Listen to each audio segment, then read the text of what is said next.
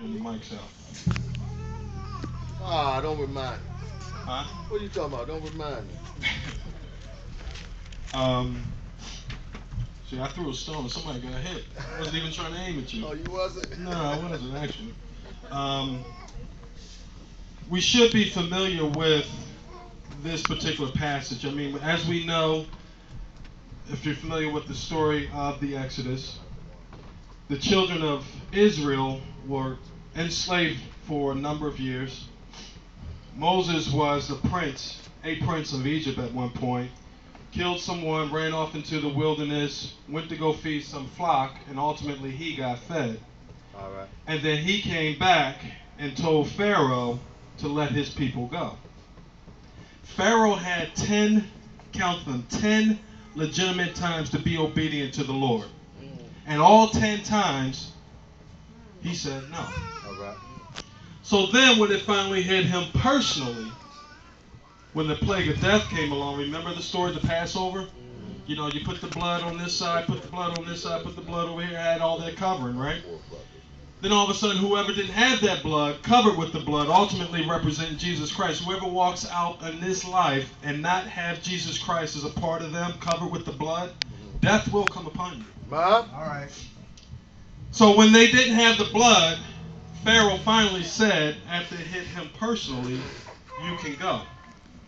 But then all of a sudden, he started thinking back. He's sitting there saying to himself, we had all these workers with stones and bricks and all this stuff. Who's going to do the work? God knew that Pharaoh's heart would be the same, that his heart would never change. All right. Okay. So he said, I'm going to harden Pharaoh's heart. Most people say, well, what kind of God is that to sit there and harden Pharaoh's heart? The word harden in the Hebrew literally means to strengthen. Bring it. Okay. All right. He strengthened the very position that Pharaoh took, which was to be disobedient to God. And he rejected everything. He despised everything. He hated everything related to the God of Jacob, Ma? Okay. the God of Abraham Ma? and Isaac. Okay. I don't care what order you put it in. He rejected him. So then all of a sudden, he said to his crew, he says, well, what have we done? How could we let these people go? Then he says, let's take our chariots and let's go out there and get what belongs to us. The chariots represent an army. Okay. That's what they were. There were about 600 of these cats. And it also represents the cavalry. Because he felt that he was doing some good. These people don't know what they're doing out there by themselves. I need to go get them and make sure I take care of them. So then he gets the chariots and he goes after the Israelites, right? The children of Israel. Now the children of Israel, they're saying to themselves, finally I've been released. All is well. Pharaoh said, yes, finally. So now I'm out and about, right? I'm on my way. Today's a new day. You heard the Kirk Franklin song, right? And they're smiling. I smile, woo! Even when it's, whatever the song is, I don't know the words. My boys do, right? So even when it's hard times, they're smiling, right? But then all of a sudden, it says in verse 10, it says, and when Pharaoh drew nigh, the children of Israel lifted up their eyes, and behold, the Egyptians marched after them, and they were sore afraid, and the children of Israel cried out unto the Lord. All of a sudden, they look up. They think all is well. Pharaoh said, yes, the captivity that I was under, I've now been released. Now all of a sudden, here comes that man again. Right. Okay. The Egyptians, it says, behold, the Egyptians marched after them. Satan is a beast. Ma? Yes, sir. Satan does not want children of Israel being released from his captivity. Okay. So he marches after you. He marches after me. That's why I have a storming headache as we speak. Uh-huh. He marches after us. And the children of Israel were sore afraid. Ultimately, just when they thought all was well, they turn around and here comes that problem again. Okay. Just when I thought I was released from that problem, here it comes after me again. Uh-huh. Satan is marching after me again. Uh-huh.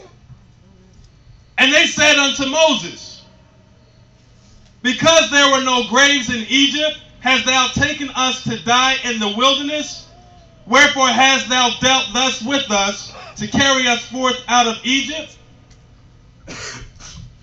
In other words, when I was in Egypt, I had 3 squares a day. Right. Okay. I had breakfast, I had lunch, and I had dinner. Yeah, I had a strap across my back from time to time, but Master's been good to me. Uh-huh. Yeah. See, we get so used to being in our problems, Right. Oh, yeah. and it becomes a custom to us.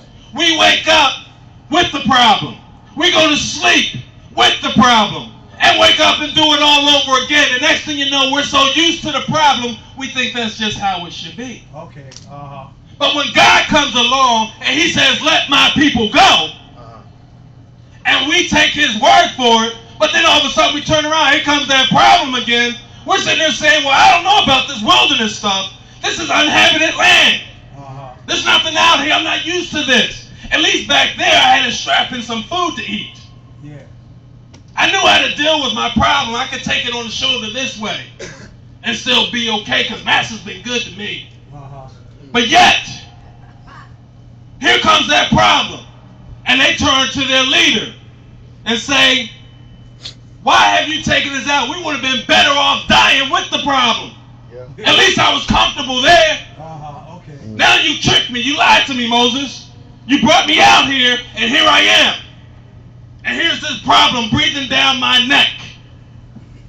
Now what do? I'm in this foreign land. I'm in this thing called Christ. All All right. right. Great. And I don't know what to do. I came to the church. I received the blood. I said the sinner's prayer. And all should be good. But yet, as soon as I turn around, here comes that problem again. Here comes that man called Satan.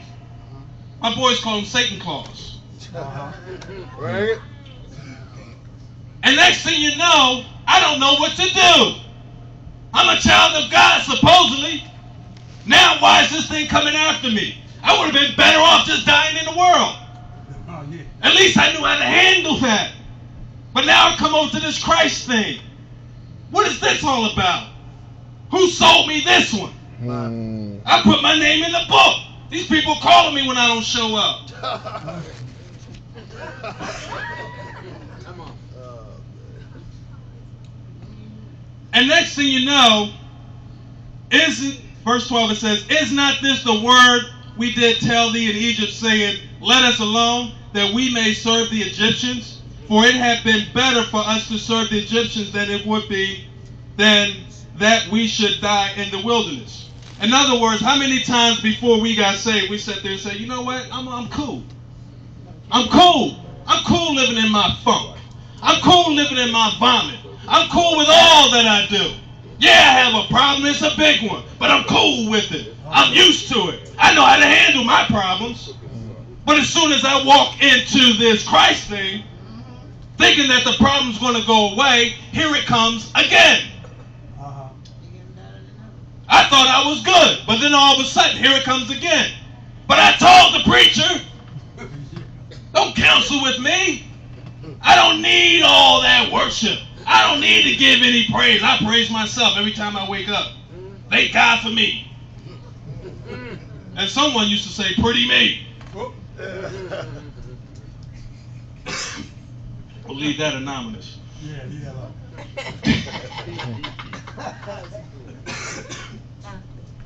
And Moses said unto the people, fear ye not. Stand still and see the salvation of the Lord, which he will show to you today. For the Egyptians whom ye have seen today, ye shall see them again no more forever.